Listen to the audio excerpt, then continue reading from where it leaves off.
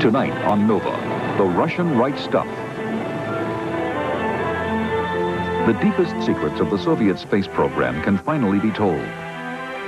In the early years of space exploration, while the U.S. struggled to launch its rockets, the Soviet Union scored a string of firsts that shocked the world. The Kremlin claimed it as a victory of the communist system, forcing the man who had masterminded the triumphs to remain the invisible spaceman.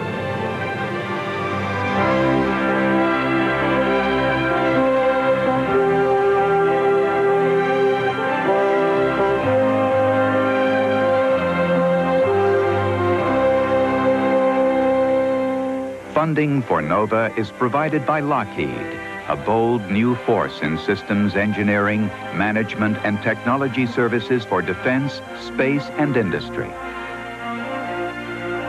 And the Johnson & Johnson family of companies, supplying healthcare products worldwide. Major funding for NOVA is provided by the financial support of viewers like you.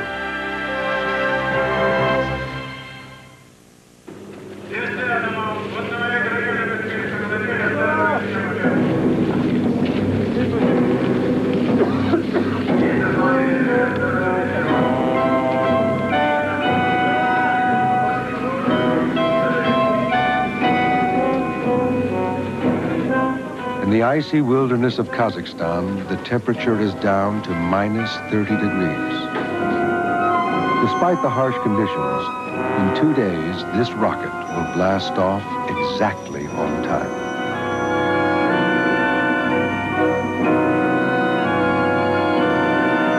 This remote outpost is one part of the Soviet Union where efficiency is taken for granted.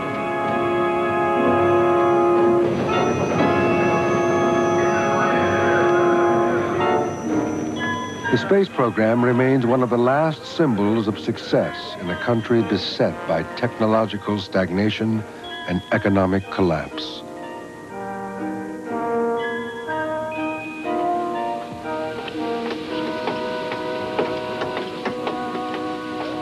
These men will spend the next 6 months living in space. Their mission will be the latest chapter in a long tradition of space adventure.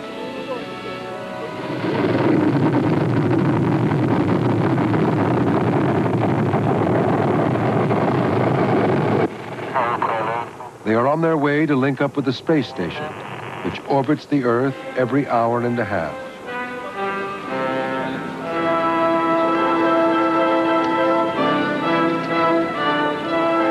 The ferrying of relief crews has become part of the routine operation of Soviet space travel. There's even an unmanned craft which delivers groceries and fuel every couple of months.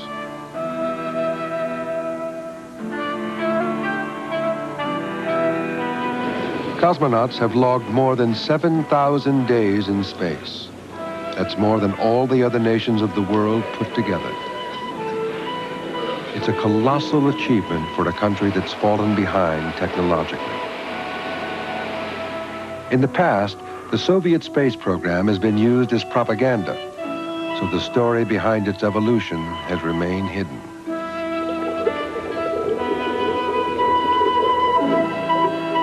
NOVA has followed today's cosmonauts, and through their veteran colleagues, we have attempted to unravel the truth behind the Soviet space odyssey.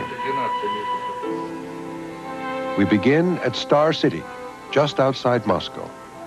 It's the home of the Cosmonaut Corps, where all cosmonauts prepare for their journey to space. The head of cosmonaut training is General Alexei Leonov, who is himself a pioneer cosmonaut and double hero of the Soviet Union. He likes to pull G in his Mercedes.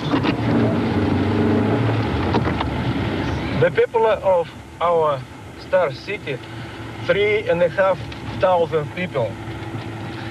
The beginning the construction of this Star City in 1960.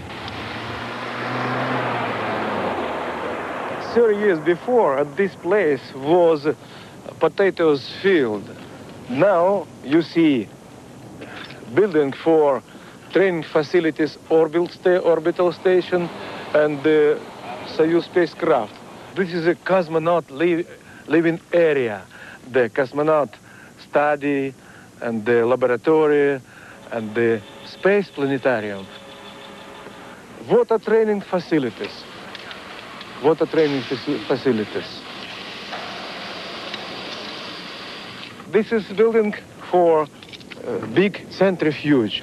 I test 14G myself. I have many regimes, especially when I preparing for moon expedition. In the Soviet Union, there is a deep-rooted passion for space exploration. But how did this vast space empire begin? What was the driving force? Leonov witnessed the origins of its spectacular success. He was the first man to walk in space. Before him was the first woman in space, Valentina Tereshkova. The first man in space, Yuri Gagarin. The first animal to orbit the Earth, Laika. And the first satellite, Sputnik. This string of firsts shocked the world. They were portrayed as a triumph of the communist system, but they were the direct result of one man's vision. Among his secret circle, he was a legend, but officially, he did not exist. He was known only by his title, Chief Designer. The political leaders insisted that he remain anonymous. Not till after his death was his identity revealed. His name was Sergei Pavlovich Korolev.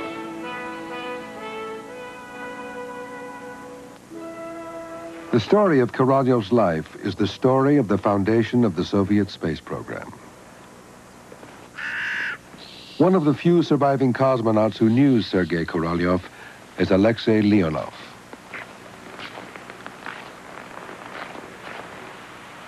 Back in 1960, when the new cosmonaut recruits began training, even they were intrigued by the mystery surrounding the chief designer. They didn't know what to expect when they met him for the first time.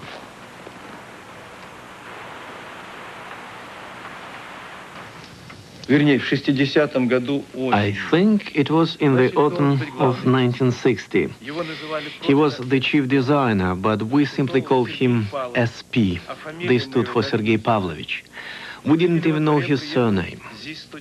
We saw a government-class limousine pull up in the courtyard.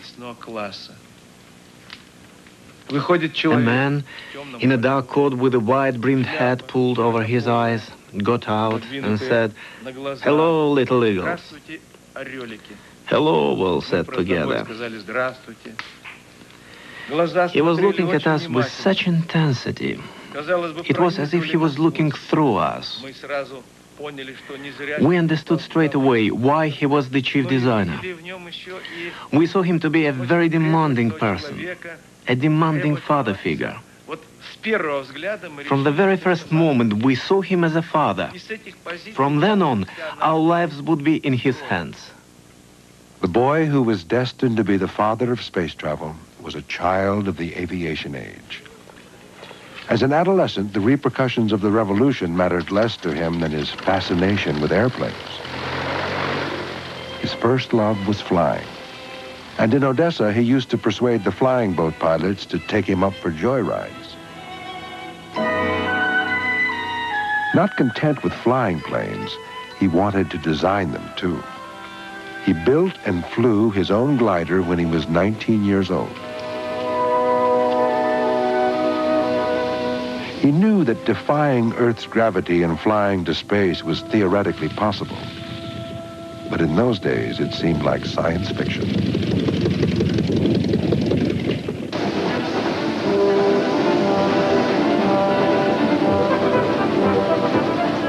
In 1926, Korolev went to Moscow to study aircraft design, but he dreamed of designing spacecraft which could travel at 20,000 miles per hour and go into Earth's orbit.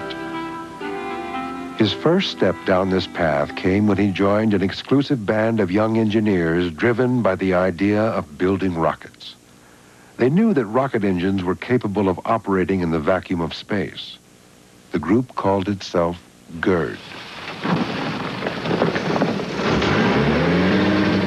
They fired their first rockets 20 miles from Moscow, in the heart of what is now the Nakhabino military base. For James Oberg, this is a pilgrimage to a sacred place. Oberg is a NASA mission controller from Houston. He has spent the last 20 years investigating the history of the Soviet space program. He was one of the first in the West to publish episodes of Korolyov's life that were missing from the official Soviet histories.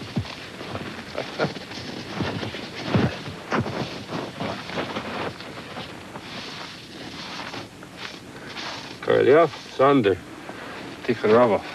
This is the place where Korolyov and the GERD group lit the fuses of their first liquid-fueled rockets.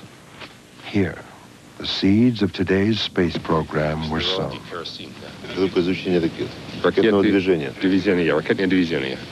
Well, the men and women who built these rockets were a group of real fanatics and dedicated to it, and they had to be because there was not a lot of official support for it. They received no salaries, and getting materials to build the rocket and the control system was a big challenge to them. They would melt down family jewelry, for example, to get some silver.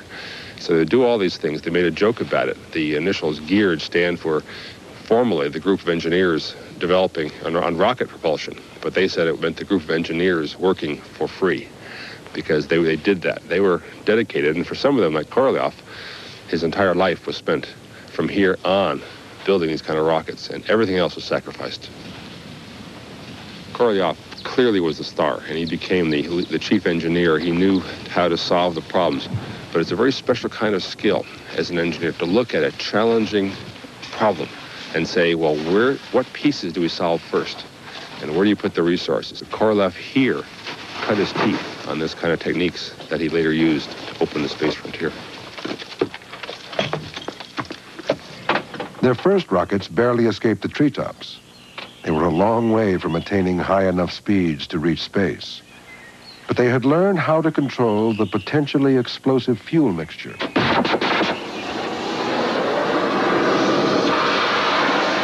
And by 1933, under Korolyov's leadership, their rockets could fly at 2,000 miles per hour.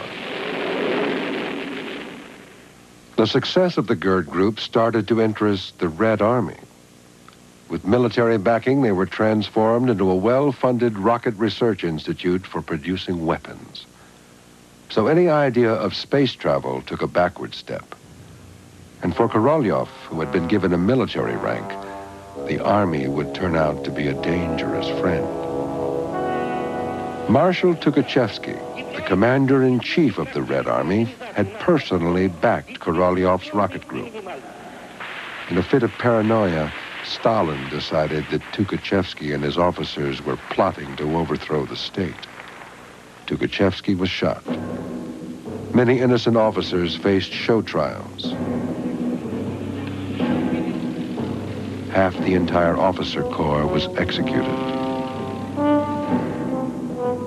Korolyov and his family would become a target.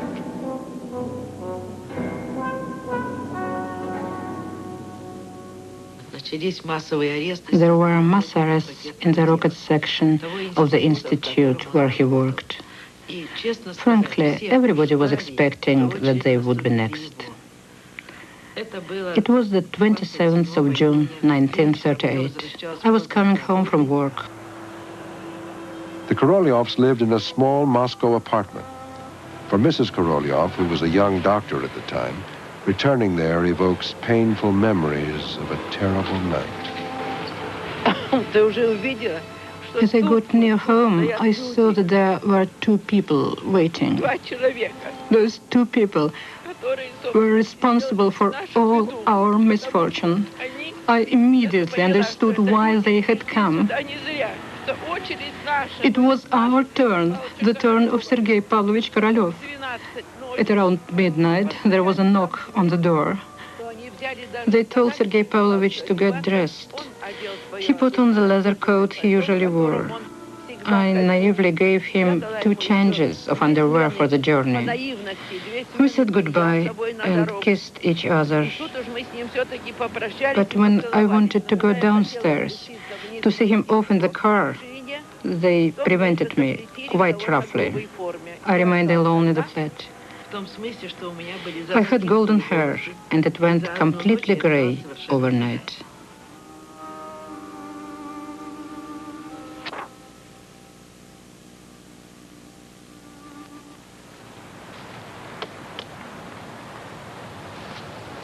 Yaroslav Golovanov, Korolyov's biographer, is only now able to talk openly about this disastrous chapter of Korolyov's life. Until recently, his epic biography could not leave his study. The truth of how Soviet rocketry was set back years was too painful for the censors to contemplate. All official accounts skipped the next decade of Korolyov's life. Unfortunately, his attitude towards his arrest was the same as everyone else at that time. He thought that it would be all sorted out, that it was a mistake, and when he was sentenced to 10 years in a camp a month later, he was totally broken and in a terrible state. He suffered greatly. He was accused of having done everything in his power on the orders of the Trotskyites to undermine the defense capabilities of the Red Army. There were 18 criminal charges, of which not one word, not one was true. He was even accused of having burned his rocket-powered plane. But at the time, it was actually in the courtyard of the Institute, and anyone could have seen it there. Denounced as an enemy of the state, Korolyov was sent to the infamous Kolyma gold mines on the far eastern coast in 1938. Few survived the hardships of the 10-month winters.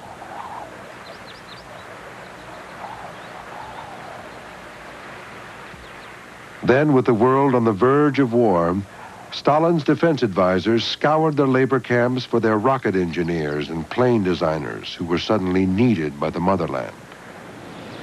Korolyov was ordered back to Moscow, where he was put to work on the war effort. He remained under house arrest. They didn't feel bitter or resentful, but worked as hard as they could, not out of fear, but because they felt it was the right that they should. I think that this is a special quality of our people, our Soviet people. Korolyov was sidetracked into designing rocket planes.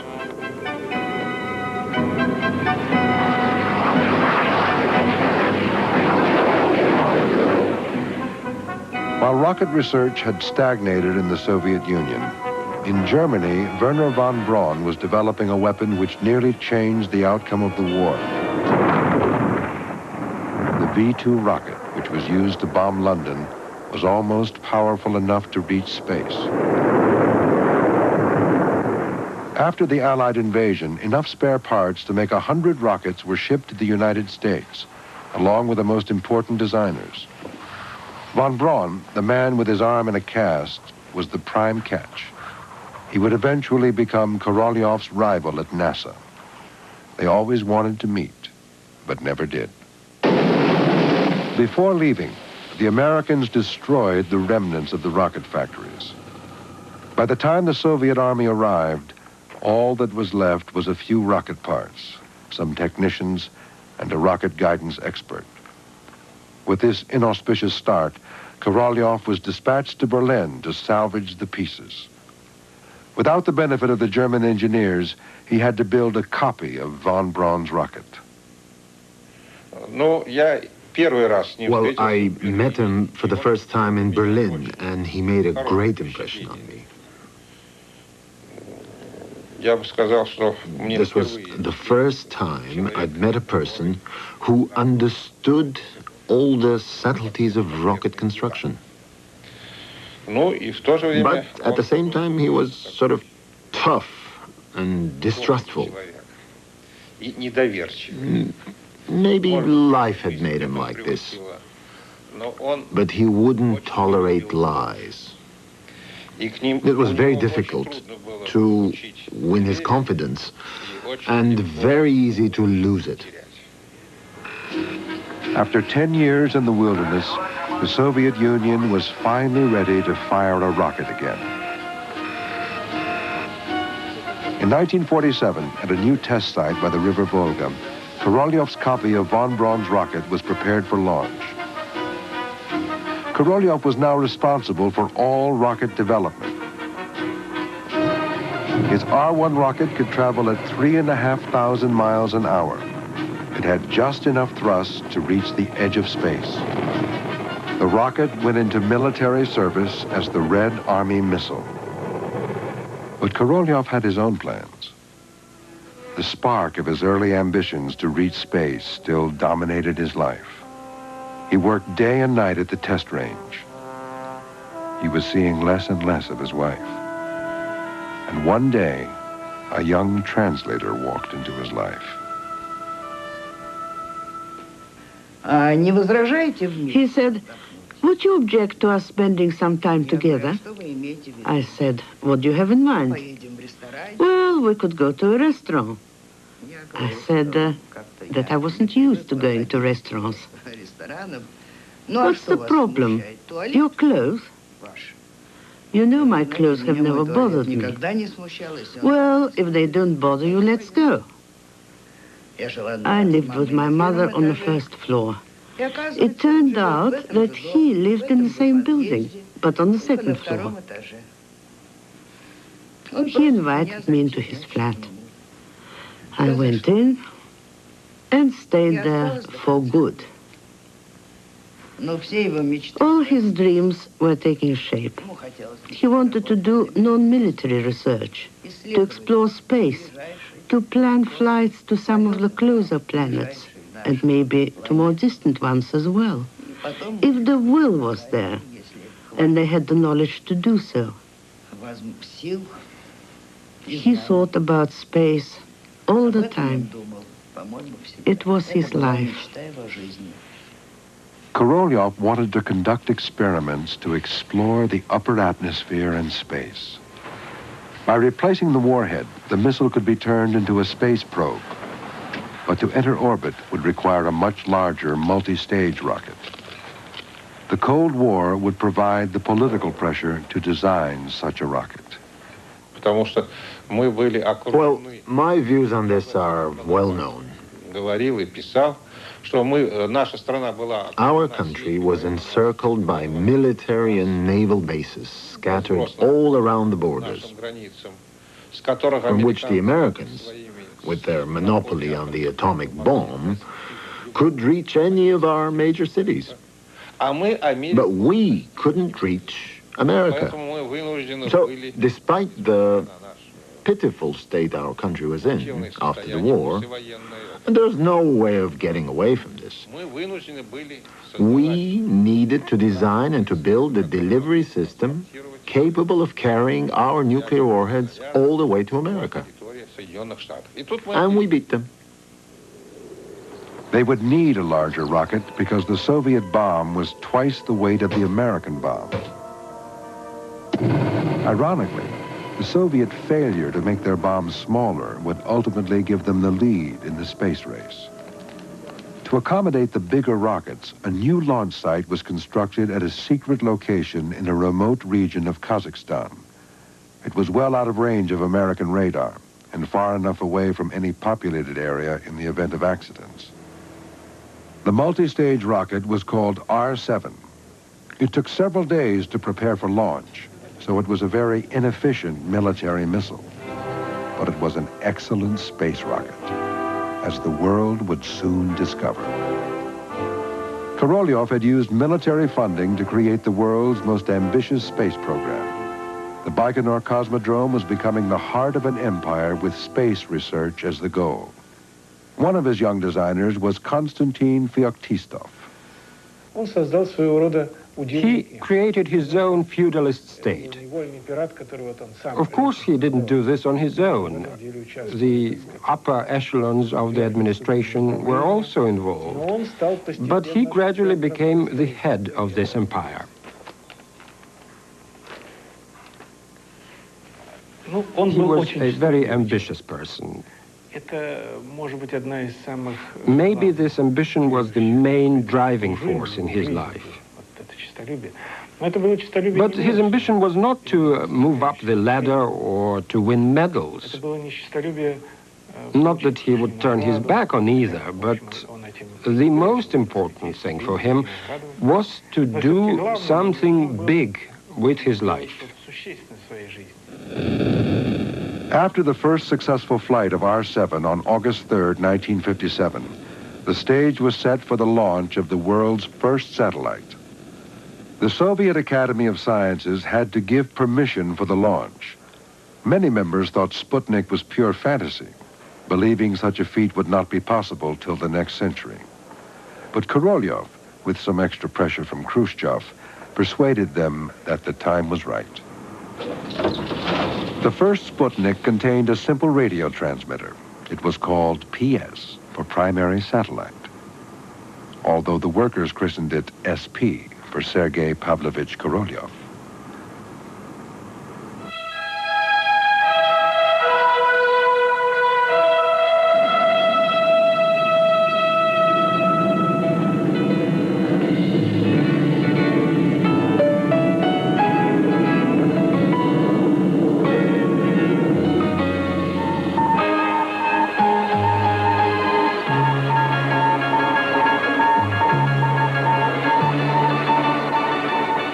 Sputnik circled the Earth 16 times a day for 90 days before it finally burned up.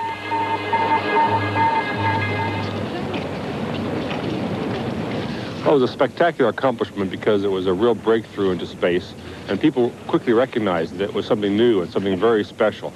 Here in Red Square and elsewhere in Russia, they could look up in the sky and actually see the star going across the sky that their scientists had put up into space. It was visible, not just over here, but all around the world. The Soviets published schedules on when Sputnik was passing over New York, Amsterdam, London, Peking, and Little Rock.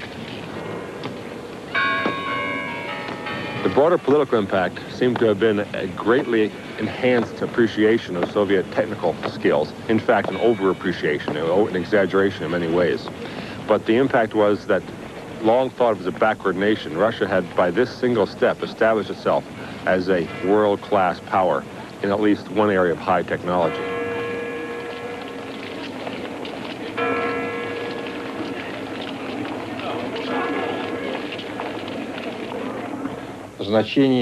You know, people underestimated the impact the launch of the first Sputnik would have. Maybe the only person who really anticipated this was Korolev. We were thought to be crazy.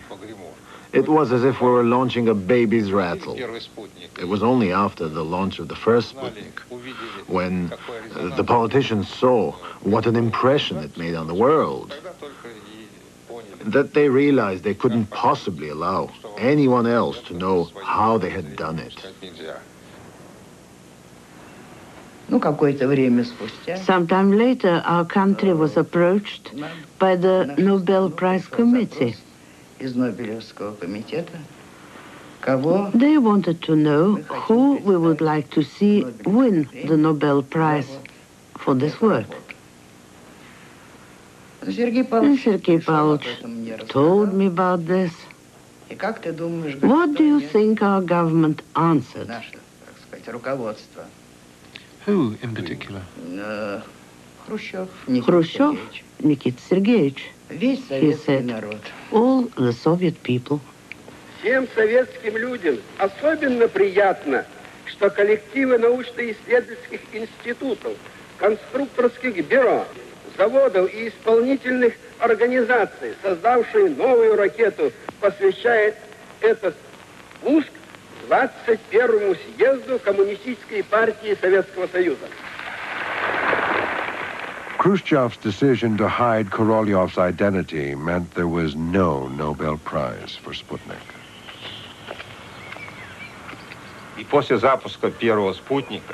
After the launch of the first Sputnik, Korolev sent us away for rest. We hadn't had a holiday for 8 to 10 years. After only a week, a telegram arrived from Korolev telling us to come back at once. Khrushchev had given the go-ahead for the launch of a second Sputnik. He was asked by Khrushchev, can you do something else by next month for the Revolution Day parade? And you'll have the entire resources of the country at your disposal for it. Well, Korolev naturally said, of course he could. He could do a bigger satellite, and he suggested we could put a dog in it. We can put a living thing in it.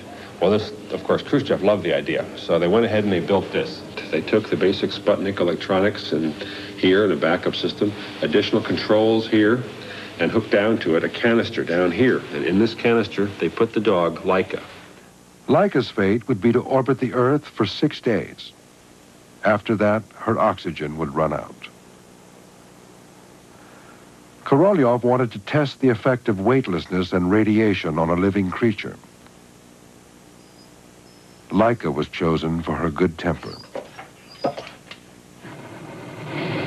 She was launched in Sputnik 2 on 3rd November 1957.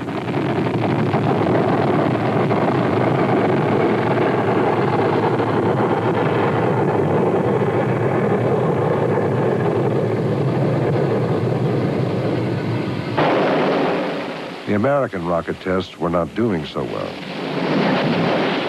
They kept blowing up.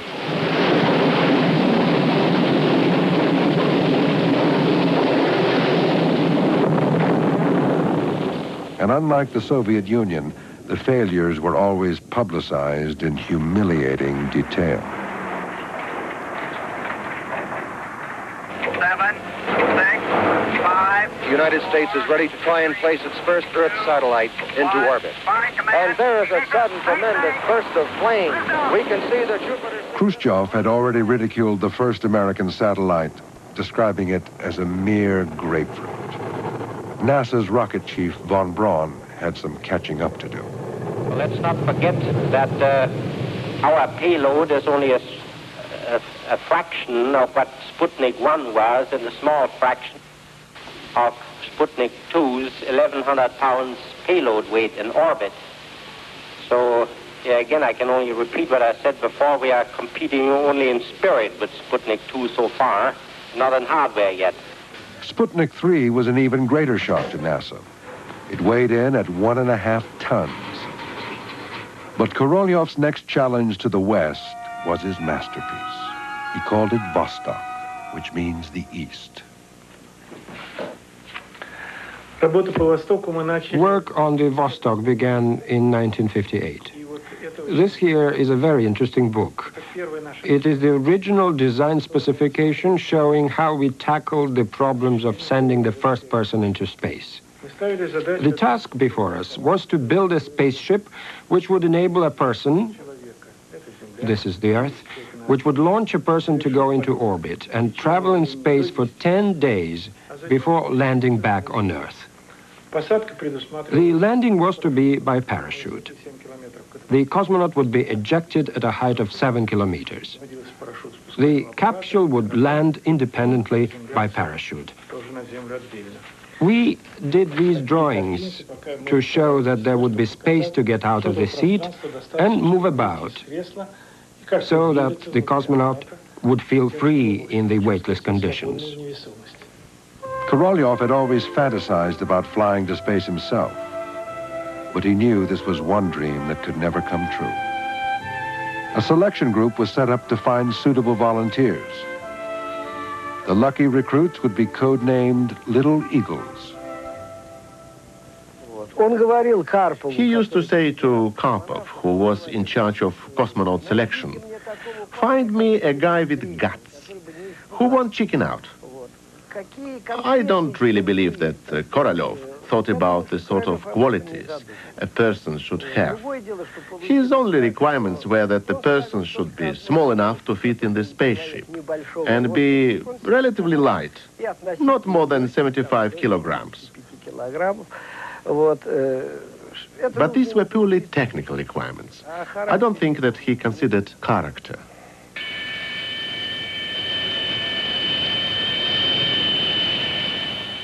No one knew what special qualities would be needed in space. But the Soviet Air Force, like their American counterparts, thought their fighter pilots had the right stuff.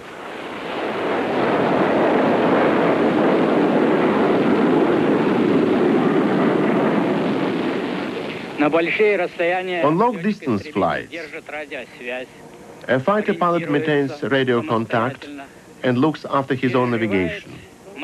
He will experience severe pressure, vibrations, weightlessness, noise, and he is prepared to act in any situation in response to the slightest change in conditions. All this is even more true of space flights. We didn't know that we were to become cosmonauts. We went there as prospective test pilots.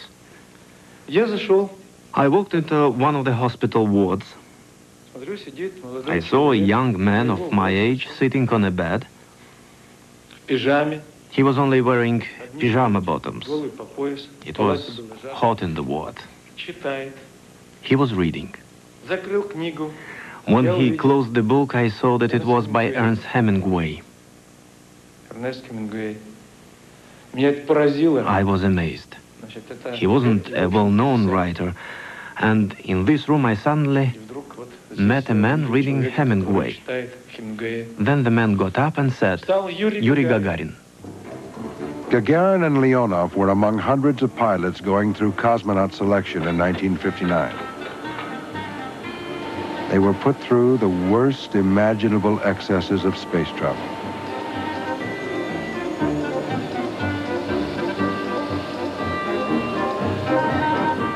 Many were injured. Some died.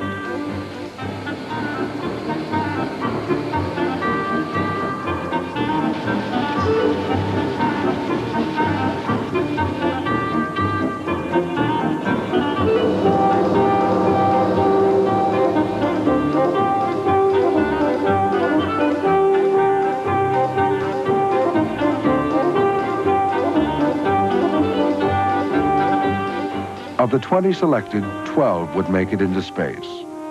Alexei Leonov was one of them.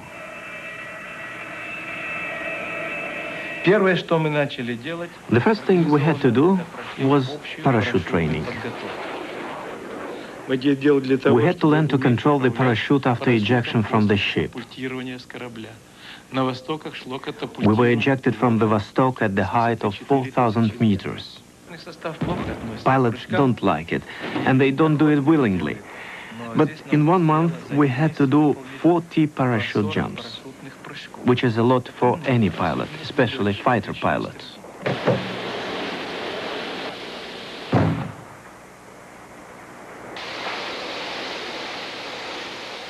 It was not until after a year of training that the future cosmonauts were allowed to meet the elusive chief designer. Each was eager to catch his eye. "Hello, little eagles," said Korolev. Then he unfolded a big sheet of paper and started going through the names in alphabetical order.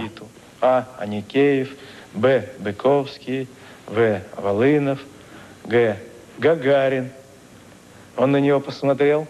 He looked at him, and his eyes exuded kindness. He started asking Yuri Gagarin about his parents, where he was from, everything. It was clear that Sergei Pavlovich Korolev liked Gagarin.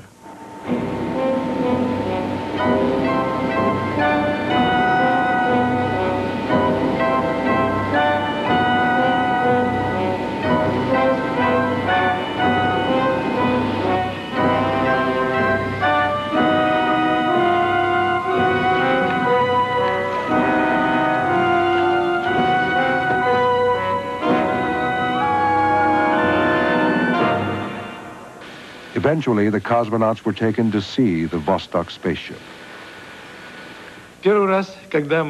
We first saw the Vostok spaceship when we visited the factory floor at the invitation of Sergei Pavlovich Korolev. We saw a whole row of little balls in a giant factory. It was amazing. It wasn't the ship itself that impressed me, but its appearance, which was unusually silvery. It was the most silvery spaceship of all the spaceships that we ever produced and launched into space. The capsule sat on top of a service module. The little round tanks contained oxygen for the mission. It was attached by a kind of luggage strap, which released when the silver ball was ready to return to Earth. Vostok was a fully automatic spaceship. The pilots would have little to do. The first orbital flight was successfully completed by Belka and Strelka, another K9 first. Unlike Laika, they were parachuted safely back to Earth.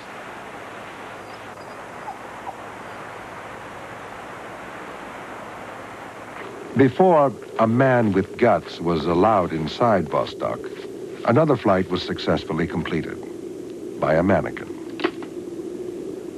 These unmanned test flights highlighted the growing unease among the ex-fighter jocks, who did not like the idea of being spam in a can.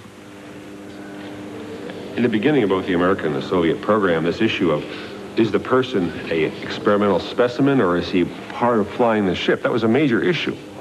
What concerned the doctors very much was that the human beings in here, unlike the animals that could make the flight and come back, a person could think about where they were. They could realize they were in space at 5 miles a second, above the atmosphere, facing fiery re-entry, and isolated. These kinds of thoughts could drive even the sanest person to mindless terror. You can imagine a person in here panicking and just thrashing around, hitting the controls and totally ruining the flight and not coming back at all.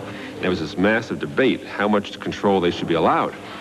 At first, they said, well, we'll put a lock on the control system, and we'll put a combination on it, and we'll radio you the combination if you need it. Well, Korolev realized right away the radio would be the first thing to break, and they're out of touch for hours on end, so they did away with that. The cosmonauts wanted to be given the combination, maybe write it down on their hand or something, before the flight. The doctors didn't want to do that because that was too obvious. So they came to a compromise. They said, well, write the combination down on a piece of paper. You can put it in your flight suit or tape it to the wall. And only if you need it, then you can open the combination, look at it, punch in right here, like 145 for Gagarin, but activate the manual system to override the automatic system, allow him to use the hand controllers over there and even fire the braking rocket manually.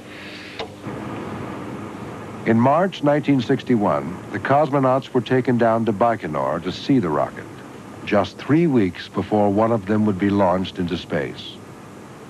Our leaders were terrified that a launch might end in disaster.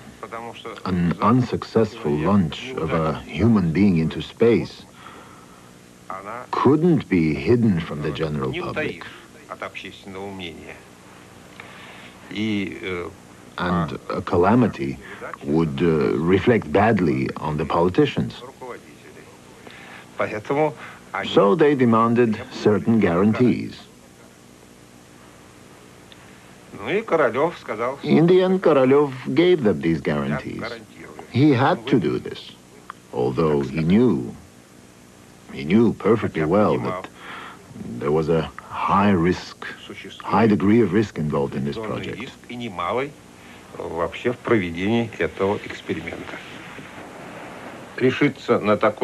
The only person who dared to authorize sending a human being into space was Korolev.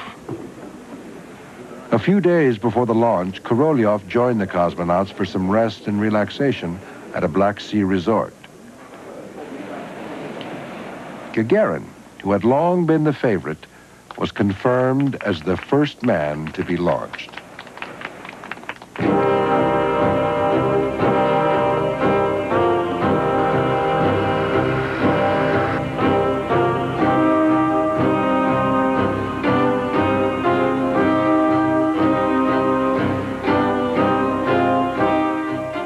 anonymous chief designer was about to strike again, 10 months before the Americans were ready to launch their first man into orbit.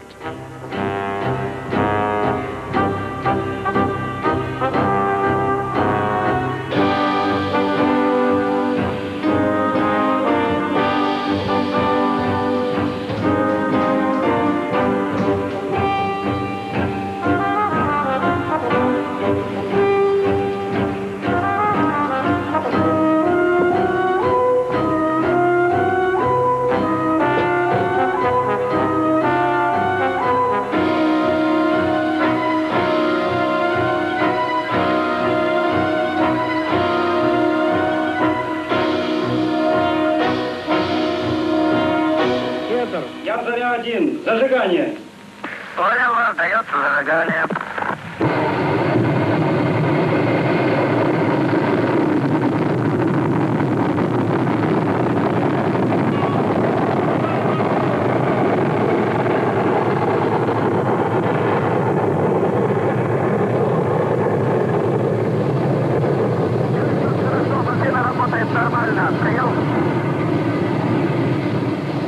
The flight was fully automatic, as planned.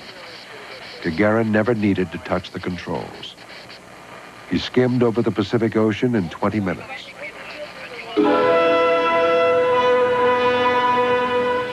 Once again, Korolev had made history. But while the chief designer remained unknown, Gagarin had become the most famous person in the world. He had landed safely a few miles away after ejecting from his capsule with his own parachute. Well, a few days after the flight, someone realized that to file for an international flight record one requirement was the pilot had to actually take off and land in a ship. And Gagarin obviously had not. And because that was a technicality that might interfere with the world record, they decided the easy way out was just to lie about it. At the press conference, Gagarin was sitting at the table. He was instructed by his handler to say that if he was asked about landing, he landed in his ship. That was the official line. It stayed that way for about a quarter of a century, until just recently. Знаете, каким он парнем был, как поля родные он любил. Той степной дали первый стар земли был признанием ей в любви. Он сказал, поехали, он взмахнул рукой, словно вдоль по Питерской пронесся над землей. Only in the grounds of his own design bureau could Korolev at last share the stage with Gagarin. Принести глубокую благодарность вам за ваш замечательный труд. Я думаю, что еще не одна космическая дорожка начнется, заложенная вашим разумом и вашими золотыми руками. He would come to work in the morning, and the mornings would routinely begin with bad news. He would be told that an engine had burned out, or a tank had exploded during testing, or something had fallen to pieces. He understood that this was the lot of the chief designer. He would call together all the people responsible, engineers, designers, and test controllers. Then he would begin to sort it all out. He would bawl people out. And then, at the end of the meeting, he would take a decision. He would never simply impose a decision, but would let others have their say. This went on from early morning till late into the night.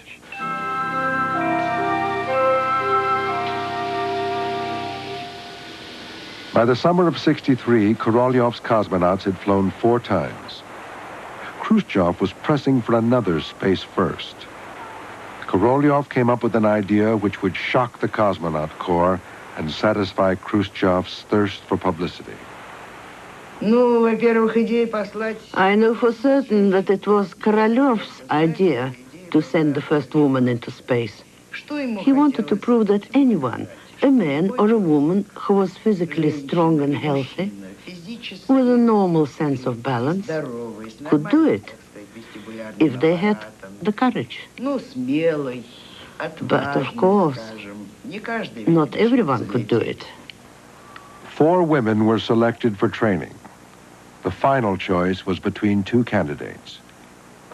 In the end, the argument was settled by Nikita Sergeyevich Khrushchev. He studied the girls' backgrounds and photographs.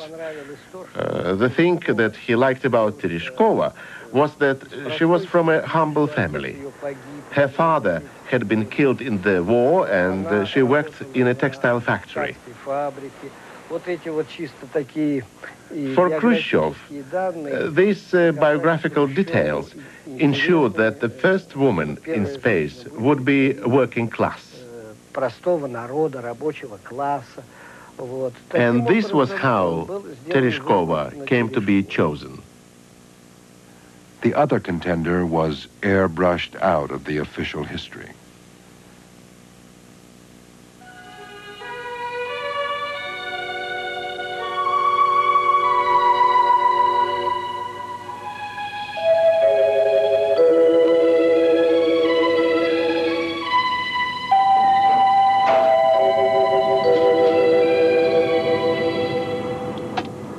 During the training period, Tereshkova had to invent a cover story. Even her mother was not allowed to know where she was or what she was doing.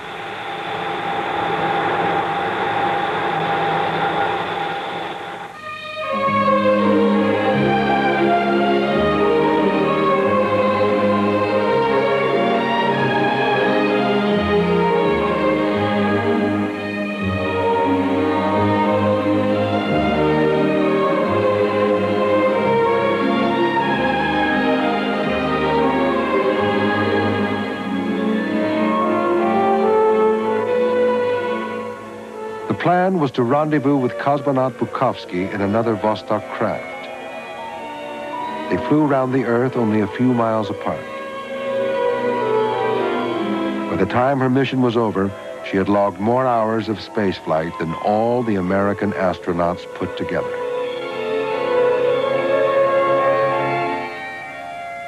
Я вас очень хорошо слышал. Со мной рядом находится товарищ Брежнев. Although Tereshkova's mission was a great political triumph, privately, Korolev was not pleased with her performance in flight. She did not complete all her experiments. Apparently, she had fallen asleep so deeply, the doctors feared she had become unconscious.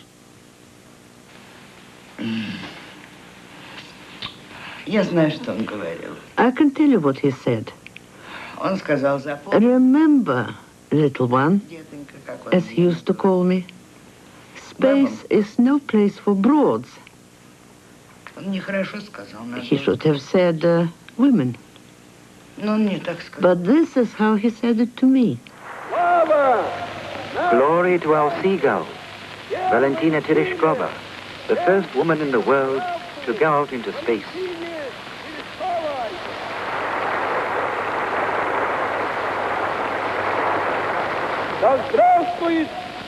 Long live the Soviet Communist Party, the great organizer of our victory.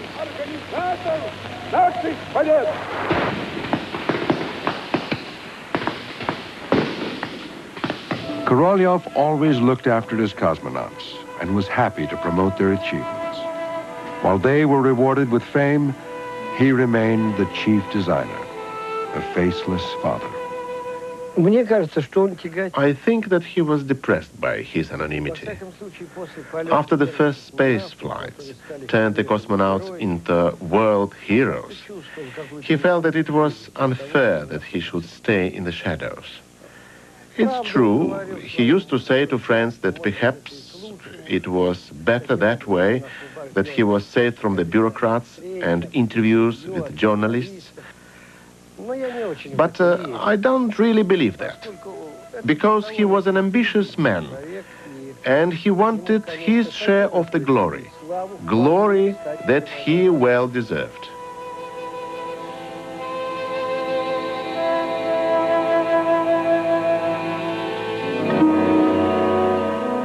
Korolev had laid the foundations and become the emperor of space travel. The growth of his empire had enabled the Soviet Union to take the lead in the space race. But a new race was about to begin, the race to the moon, which would make the empire tremble. While Korolev and his designers plotted the next move, the new heroes of the cosmos toured the world. Знаете, каким он парнем был, на руках весь мир его носил. Сын земли и звезд нежен, был и прост, людям свет, когда он поет. Он сказал, поехали, он махнул рукой, словно вдаль по Питерской пронесся над землей. Словно вдаль по Питерской пронесся над землей. Знаете, каким он парнем был, как на лед он с клюшкой выходил, как он песни пел весел, был и смел, как азартно жить хотел. Он сказал, поехали, он взмахнул рукой, словно вдаль по Питерской несется над землей.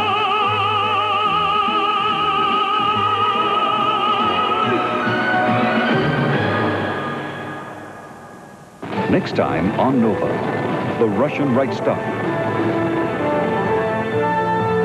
The deepest secrets of the Soviet space program can finally be told. How the cosmonauts tried and failed to land on the moon. Once clear leaders in the space race, a string of disasters set them back years. After the moon program collapsed, they tried to hide all the evidence. The story of this Soviet defeat is The Dark Side of the Moon.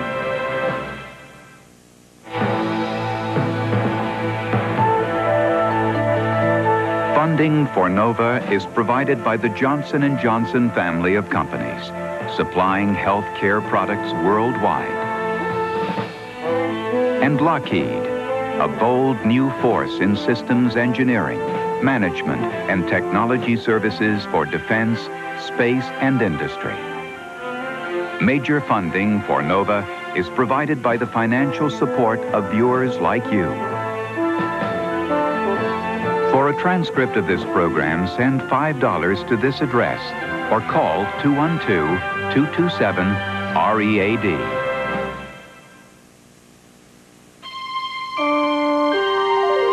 This is PBS.